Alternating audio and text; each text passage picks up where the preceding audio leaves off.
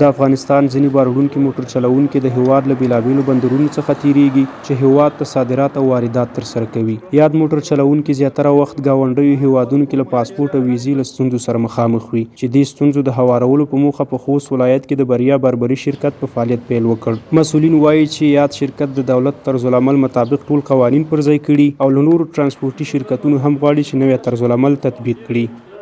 بریا بربري شرکت افتتاح خوشحالو دا هغه یو شرکت ده چې دا به د افغانستان او پاکستان تر مابین زمونږ د ځورېدلي کړېدلي ولس هغه سهولتونه او هغه اسانتیاوې چې د دوی ضرورت دي هغه به برابروي تر څو د دوی مالونه په ښه طریقه سره سرانجام شي. دا هغه شرکت ده چې دوی خپلې کړنې د افغانستان اسلامي امارات د موجوده سیستم سره عیارې کړلې. دلته موږ نور شرکتونه هم لرو، تقریبا د خوست ولایت مربوطه شرکتونه بربري چې کوم دي او شرکتونه دي چې په هغې کې 2 شرکتونو خپل ځان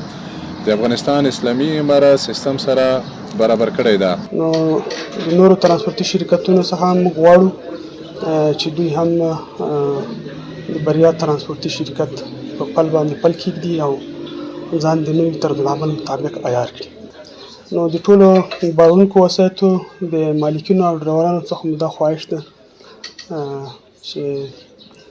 د نوي طرزالعمل مطابق عیار شرکتونو سره لکه مثال بریا شرکت ځانونه ورسره ثبت کړي، هغه وسایط چې پاکستان ته فعالیت کوي راشي دا سند ترلاسه کړي او آزادانه فعالیتونه ترسره کړي. افغانستان او پاکستان هیوادونو ته د داخلېدونکو بار موټرو دواړه خیز تګ راتګ په موخه د ټیټ په نوم د یو سند هوکړه کړې چې د یاد سند د شرایطو تطبیق په خوست ولایت کې د 2 شرکتونو له لوري ترسره کیږي. چې کومه قرارداد د پاکستان هیواد سره د افغانستان اسلامي امارات شوی ده، هغه قرارداد د ټیټ په نوم باندې امضا شوی ده چې د افغاني موټر به پاکستان ته چې په هر بندر باندې داخليږي بل بندر به تګ راتګ کولای شي بغیر د ویزې نه، بغیر د پاسپورت نه، به کلندر او موټروان دواړه تګ راتګ کولی شي. د دغه پروژې لپاره موږ نن افتتاح وکړه چې کوم هغه ورونه چې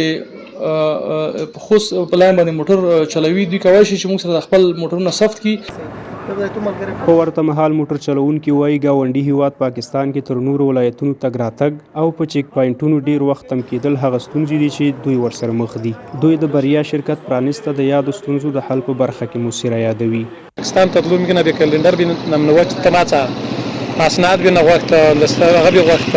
شناخته بینه وقت د میګ لارل نه پاسپورت نه بیا وقت د میګ نه لارل میګه غاټه ځته نش ورسدای او چې ته پرجنه میګ ډېر مننه کوم چې دوی روغله میګ ته ادمر اسونتیار وړه